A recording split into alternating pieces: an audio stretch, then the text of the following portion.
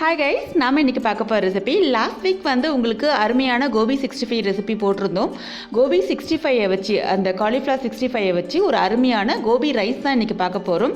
அருமையான ரெஸ்டாரண்ட் ஸ்டைலில் அட்டகாசமாக அதே டேஸ்ட் அண்ட் ஃப்ளேவர் மாறாமல் அப்படியே பக்காவாக பட் ஹோம்மேட் ப்ரிப்பரேஷனில் எப்படி கோபி ரைஸ் பண்ணலான்னு ஈஸியாக பார்க்க போகிறோம்.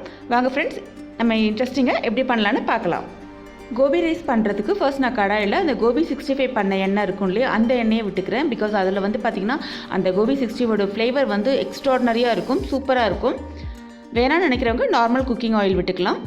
எண்ணெய் காஞ்சதுக்கப்புறமா பொடியாக நறுக்குன நல்லா ஃபைன் சாப்டாக இருக்கக்கூடிய இஞ்சி அண்ட் பூண்டு, ஒரு 7-8 பல் பூண்டையும் ஒரு சின்ன துண்டு இஞ்சியும் அதில் சேர்த்து நல்லா வறுத்து எடுத்துக்கலாம். பொதுவாக இந்த மாதிரி இஞ்சி பூண்டு பேஸ்ட்டாக போடாமல் இந்த மாதிரி பொடியாக சாப் பண்ணி போட்டு செய்யும்போது பார்த்திங்கன்னா அதோட ஃப்ளேவரும் டேஸ்ட்டும் ரொம்பவே நல்லாயிருக்கும். எஸ்பெஷலி இந்த ரைஸ் ஃபார்மேட்டுக்கெலாம் இந்த மாதிரி செய்யும்போது ரொம்ப நல்லாயிருக்கும். இப்போது இது கூட ஒரு பெரிய வெங்காயத்தை நல்லா க்யூபாக கட் பண்ணி வச்சுருக்கேன். இதையும் இது கூட சேர்த்துக்கலாம்.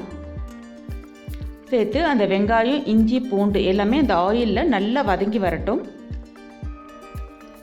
ஒரு 50% வதங்கின பிறகு நான் இது கூட கேப்சிகம் சேர்த்துருக்கேன். Red colour capsicum, green colour capsicum சேர்த்துக்கிறேன். உங்கள் விருப்பம் எந்த கலர் வேணால் சேர்த்துக்கலாம். நீங்கள் கூடவே பொடியாக நறுக்குன கேரட், ஆரஞ்சு கலருக்காக இது கூட சேர்த்துக்கிறேன். இதையும் சேர்த்து நல்லா வதக்கி விட்டுடலாம். அதாவது காய்கறிகளை பொறுத்த வரைக்கும் ஒரு 50 to 60% குக் ஆனால் போதும். நல்லா குக் ஆகணும்னு அவசியம் இல்லை. அந்த கிறிஸ்பினஸ் அப்படியே இருக்கணும். நம்ம சேனல் இது வரைக்கும் சப்ஸ்கிரைப் பண்ணால் பார்த்துட்டு இருந்தால் சப்ஸ்கிரைப் பண்ணிவிட்டு பாருங்கள். கூடவே பெல் ஐக்கான் கிளிக் பண்ணி ஆல்ன்ற ஆப்ஷன் கொடுத்துக்கோங்க. அப்போ தான் நான் போடக்கூடிய இன்ட்ரெஸ்டிங் வீடியோஸோட நோட்டிஃபிகேஷன் உங்களுக்கு உடனே வந்து சேரும். இந்த காய்கறிகள் வதங்கிறதுக்கும் இந்த காய்கறிக்கு தேவையான உப்பையும் இது கூட சேர்த்து ஒரு வதக்கிக்கலாம். இப்போது காய்கறிகள் ஓரளவுக்கு வதங்கியிருக்கு. இது கூடவே தேவையான அளவுக்கு மிளகாய்த்தூள் சேர்த்துருக்கேன். சேர்த்துட்டு இந்த மிளகாய்த்தூளையும் அந்த ஆயிலே போட்டு ஒரு சொட்டை பண்ணி எடுத்துக்கலாம். இது கூடவே 1 டேபிள் ஸ்பூன் பக்கம் சில்லி சாஸ் விட்டுருக்கேன். ஒரு 1 டேபிள் ஸ்பூன் பக்கம் டொமேட்டோ சாஸ் விட்டுருக்கேன். கொஞ்சமாக ஒரே ஒரு டீஸ்பூன் சோயா சாஸ் விட்டுக்கலாம். இந்த சாஸஸ்லாம் கண்டிப்பாக விடணும். அப்போ தான் நமக்கு ரெஸ்டாரண்ட் ஸ்டைலில் அதே ஃப்ளேவர் அண்ட் டேஸ்ட் மாறாமல் கிடைக்கும். ஸோ இது எல்லாத்தையும் ஒரு நிமிஷம் நல்லா அந்த ஆயிலே வதக்கினதுக்கப்புறமா கொஞ்சமாக தண்ணி சேர்த்துட்டு, கொஞ்சமாக ரொம்ப சேர்த்துடக்கூடாது, ஜஸ்ட் அந்த கன்சிஸ்டன்சி பாருங்கள், இந்த அளவு தான் இருக்கணும். இந்த அளவுக்கு மட்டும் கொஞ்சமாக தண்ணி சேர்த்து ஒரே ஒரு வாட்டி வதக்கி எடுத்துடலாம். ஜஸ்ட் அந்த ரா ஸ்மெல் போனால் போதும். ஒரு கொதி விடுங்க, ரொம்ப நேரம்லாம் இருக்கக்கூடாது. மேக்ஸிமம் ஒரு 5 மினிட்ஸ் இருந்தால் போதும். இப்போது நான் பாஸ்மதி அரிசியை 1 கப் போல் வடித்து நல்லா உதிராக எடுத்திருக்கேன் பாருங்கள். இந்த மாதிரி இருக்கணும். அரிசி நல்லா குக்காக இருக்கணும். அட் த சேம் டைம் நல்லா உதிராக இருக்கணும். இப்போது இதையும் இந்த கிரேவியோடு நம்ம சேர்த்துக்க போகிறோம். லேயர் பை லேயராக நம்ம சேர்த்துக்கலாம். அப்போ தான் பர்ஃபெக்டாக இருக்கும். அடுத்தது நம்ம பொரிச்சு வச்சுருக்கக்கூடிய அந்த கோபி 65 இருக்குது இல்லையா, அதையும் ஒரு லேயராக நம்ம சேர்த்துக்கலாம்.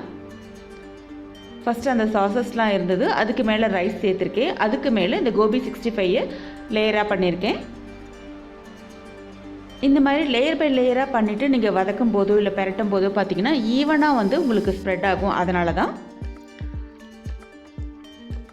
ஃபைனலாக பொடியாக சாப் பண்ண கொத்தமல்லியும் அது கூட சேர்த்துக்கலாம். கூடவே கொஞ்சமாக லைம் ஜூஸ் விட்டுருக்கேன். 1 டீஸ்பூன் பக்கம் லைம் ஜூஸ் விட்டுருக்கேன். இதுக்கு பதிலாக நீங்கள் வினிகர் கூட சேர்த்துக்கலாம். பட் லைம் ஜூஸ் தான் நான் எப்போதுமே சேர்ப்பேன். அதுதான் இது கூட சேர்த்துருக்கேன்.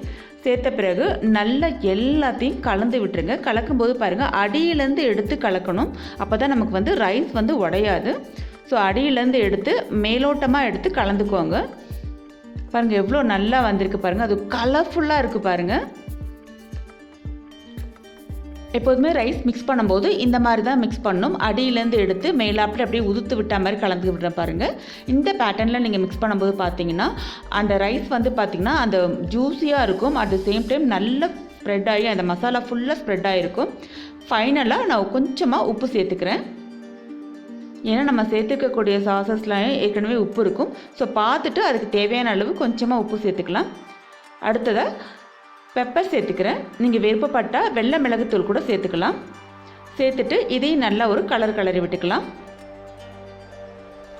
அடுத்ததாக 1 டீஸ்பூன் போல் நான் சர்க்கரை சேர்த்துருக்கேன். யூஸ்வலாக ரெஸ்டாரண்ட்டில் பார்த்திங்கன்னா அஜினமோட்டோ சேர்ப்பாங்க. பட் நான் அதை ஸ்கிப் பண்ணிவிட்டேன். அதுக்கு பதிலாக சர்க்கரை சேர்த்துருக்கேன். அஜினமோட்டோ சேர்க்க வேணாம் அப்படின்றதுனால நான் இந்த மெத்தடில் எடுத்திருக்கேன். பட் டேஸ்ட் பார்த்திங்கன்னா அல்டிமேட்டாக தான் இருந்தது.